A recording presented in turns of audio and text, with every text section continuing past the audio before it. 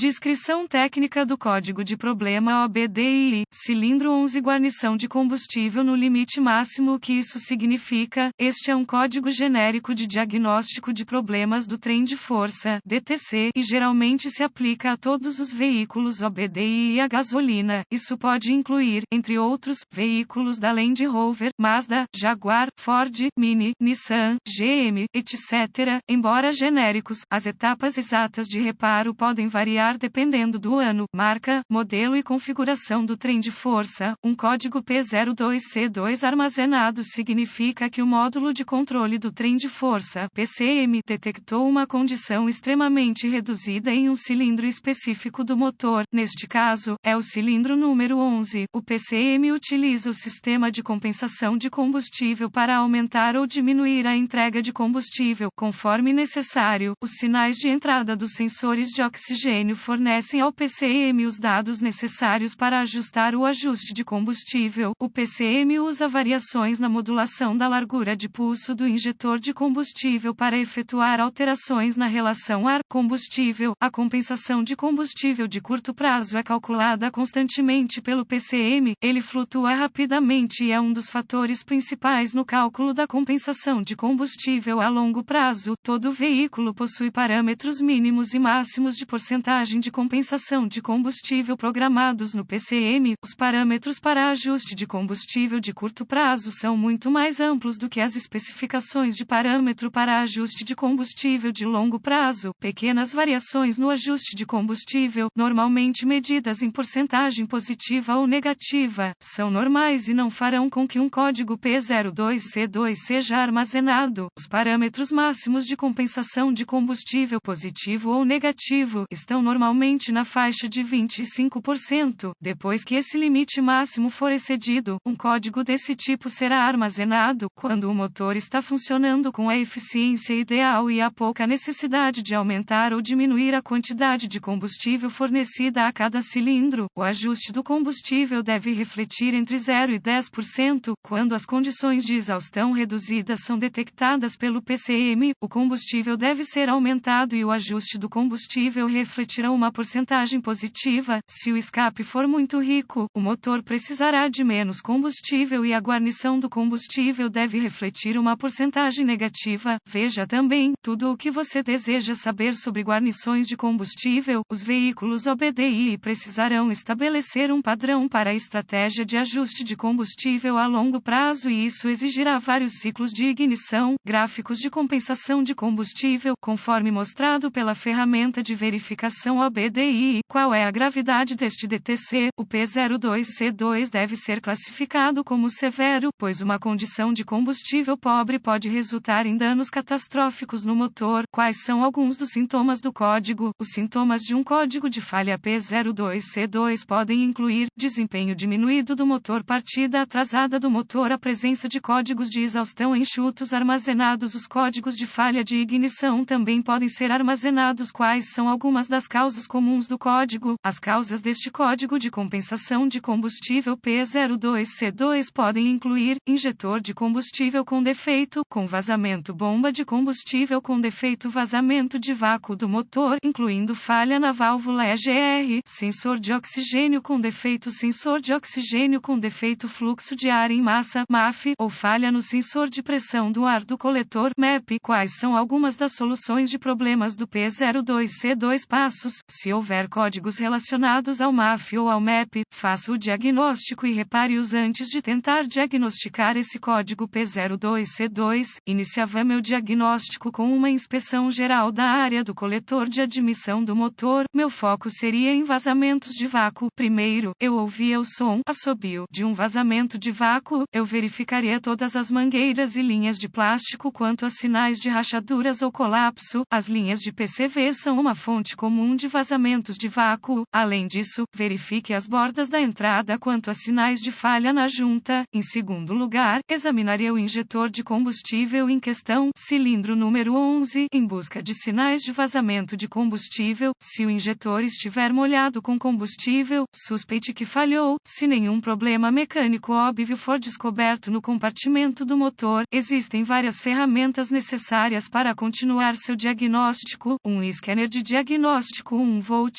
ohmímetro digital, DVOM, um medidor de pressão de combustível com adaptadores, uma fonte confiável de informações do veículo. Conectaria o scanner à porta de diagnóstico do veículo.